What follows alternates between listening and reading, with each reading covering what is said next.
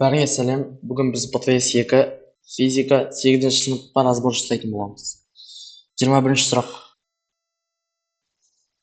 Бізде бұл сұрақта бос ұяшықты толтыру керек. Егер алдыңғы ұяшықтарға көз салатын болсақ, бізде агрегаттық күй және оның келесі күйге өту үшін жасалатын жұмысы берілген. Яғни мұз және мұздың ерілуі. Бізге осы келесі ұяшықтарға қарайтын болсақ, бізге қайнау дегенді білдіріп қойды. Ал жалғыз қайнайтын агрегаттық күй бізде ол сұйық күй. Яғни жауап Б болады. 22-ші сұрақ. Бізде мотордың жұмысы 500 джоуль, ал газолайнның жұмысы 700 джоуль общий. Бізге осы общий жұмыстан мотордың жұмысын азайту керек. Яғни ішкі энергия айырмасы. Бізде сонда 700 джоуль минус 500 джоуль тең 200 джоуль жауап. 23-ші сұрақ. Бізде мотор 9000 джоуль құртады дегенге. Бұл бүкіл жұмыстың 25%. Бізге толық жұмыс, яғни 100% табу керек. Егер пропорциямен шығаратын болсақ, бізде жауап 36 000 шығады. Яғни бұл жауаптардың ішінде ол 36 000 болмағандықтан есеп қате. Яғни жауап жоқ. 24-ші сұрақ. Бізде бұл сұрақта жылудың бірлігін сұрап тұр. Жылудың бірлігі джоульмен өлшенеді. 25-ші сұрақ. Бізде бұл сұрақта жаңартылатын энергия көзін сұрап тұр. Яғни мөлшері өте көп, таусылмас. Бұл жерде бізде тек қана күн энергиясы. 26-ші сұрақ. Бізде бұл сұрақта судың мұзға айналу температурасын сұрап тұр. Бізде бұл 0 градус. Яғни 0 градустан бастап су мұзға айнала бастайды. 27-ші сұрақ. Бізде бұл есепте бізде қабылданған жылу 400 джоуль болып тұр. Және де жұмыс бүкіл ішкі энергия алмасуының 4-тен 1-ін құрайды. Бәріміз білетін термодинамиканың бірінші заңы бойынша жұмыс қосылған ішкі энергия алмасуы бұл общий энергияға тең болады. Сол үшін біз осы есепті осы формула арқылы шығарамыз.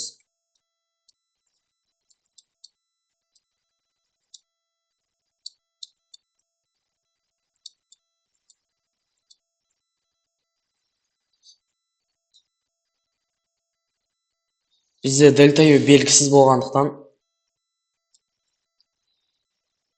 біз осы санды Q-дің жанына өткіземіз.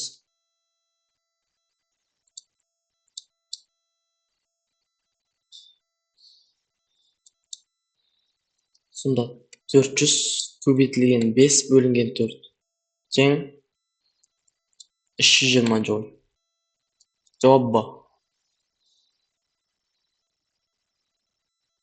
28-ші сұрақ. 28-ші сұрақта бізге протонның зарядының өлшем бірлігі, яғни оң заряд.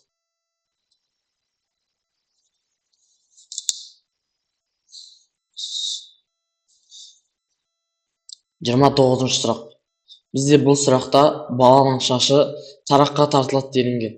Яғни бәріміз білетіндей, оң заряд оған қарама-қарсы зарядқа тартылады. Ал егер зарядтардың бірлігі бірдей болса, яғни позитивный немесе негативный болатын болса, ондай кезде бір-бірінен отталкиваться етеді. Бұл жерде тартылып тұрғаннан кейін бізде зарядтар қарама-қарсы төгілуге болады.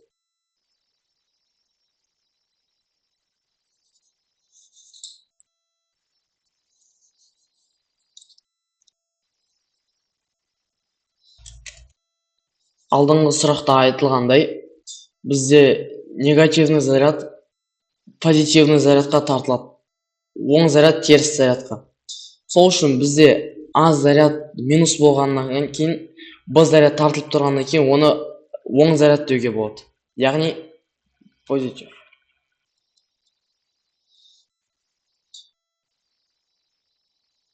Ал мына жерде біз айтқандай б оң заряд болса, с одан отталкиваться етіп тұр, яғни оған теріс заряд, минус. Жауап б.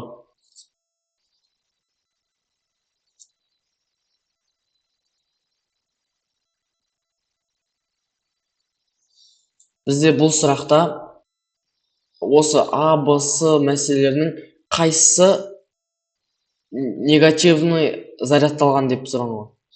Бізде негативный зарядталған бұл электрон саны көп дегенді білдіреді. Яғни с.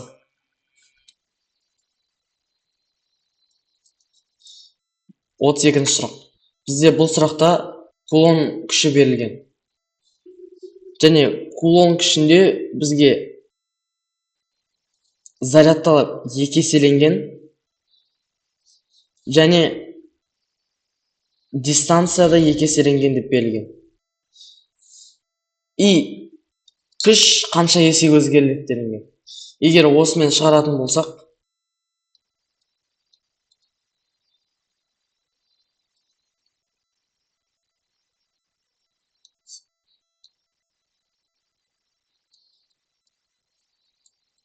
бізде сонда 4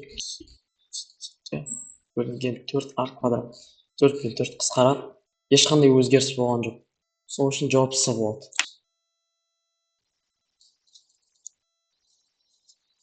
Отыз үшінші сұрақ. Бұл есепте біз кулон заңымен шығаратын боламыз. Бізде бірінші зарядтың өлшем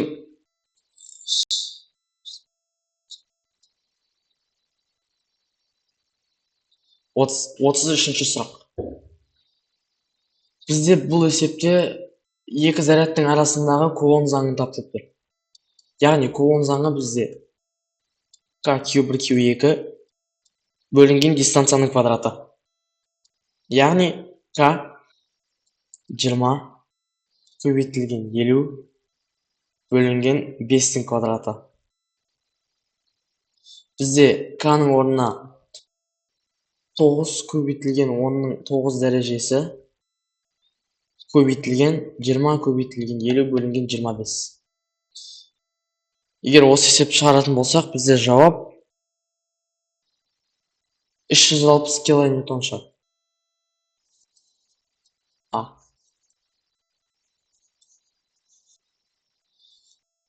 34-ші есеп. Бізде бұл есепте напряженность электрического поляны табу керек. Бізде напряженностьтің формуласы күш бөлінген заряд. Яғни 8 көбейтілген 10-ның минус 3 дәрежесі бөлінген 2 көбейтілген 10-ның минус 6 дәрежесі. Бізде жауап 4 көбейтілген 10-ның 3 дәрежесі. Да.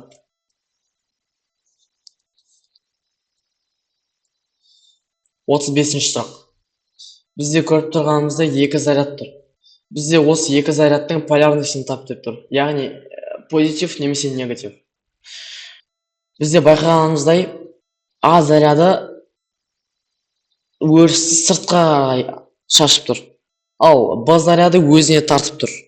Сол үшін бізде А заряды оң заряд болады, ал Б заряды теріс заряд болады. Сол үшін жауап А.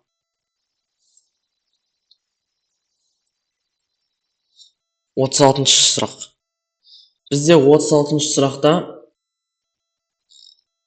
жану үшін осы 4 заттың қайсысы керектігін сұрап тұр. Бізде жану үшін жылу керек. Карбон диоксид, көмірқышқыл газы керек емес. Оксиген керек және жанғыш зат керек. Карбон диоксид бізде жанған заттан кейін шығатын үдеріс. Сол үшін жауап Д болады.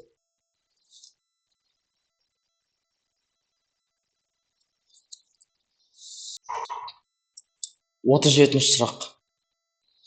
37-ші сұрақта бізде екі зат, яғни мата мен пластик бір мөлшерде қарама-қарсы заряд алады делінген. Бізде пластик минус заряд алады. Яғни мата плюс заряд алады. Екеуі бірдей заряд алғаннан кейін equal болады. Сол үшін жауап А. 38-ші сұрақ. Бізде 38-ші сұрақта бала шашын тараған кезде бұл қандай зарядтау методы екенін сұрап тұр. Біз шашымызды тараққа тигізген кезде бұл үйкеліс методы болады, яғни рабби. Жауап А. 39-ші сұрақ. Бізде бұл сұрақта екі дене берілген. Бұлардың температурасы +4 және +8. Бізде бұл екі дене бір-бірімен жылу алмасатын болады. Біздің бірінші ескеретін нәрсеміз ол екеуінің температураларының қосындысы. Яғни 12 ол екеуінің температураларының қосындысының максимум және минимум. Яғни бұдан өзгермейді. Бізде жылу алмас болғаннан кейін 4 градустан екінші дене 10 градусқа алмасты. Яғни екінші денеге тек қана осы 12-ден 10-ды азайтқан кездегі 2 градус қана қалып тұр. Сол үшін жауап 2.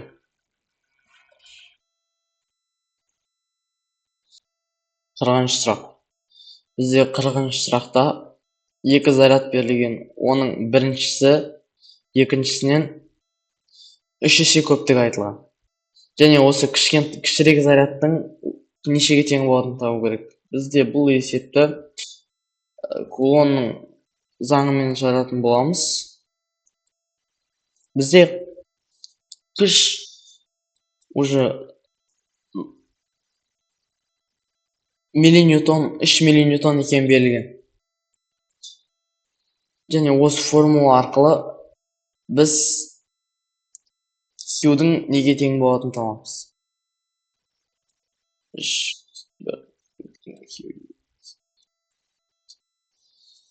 Бізде 3 сантиметр, оның метрге айналдыратын болсақ, 3 көбейтілген оның -2 дәрежесі.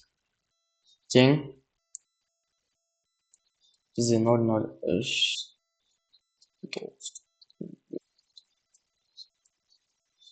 Q1-дің квадраты. Және 9, оның -4 дәрежесі. Егер осылар арқылы өлшем бірліктерді дұрыс теңдеудің ар жағына өткізетін болсақ, біз Q-дің нешеге тең болатынын таба аламыз. Бізде сонда Q2 тең түбір асты кулонның Q 10-ның -4 дәрежесі бөлінген 10-ның 9 дәрежесі көбейтілген. Бізде сонда жауап 1 көбейтілген 10-ның -9 дәрежесі.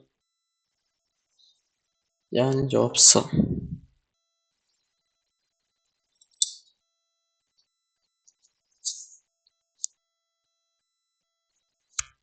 Осылай біз физика разборды бітіреміз. Барлығыңа сәттілік, сау болыңдар.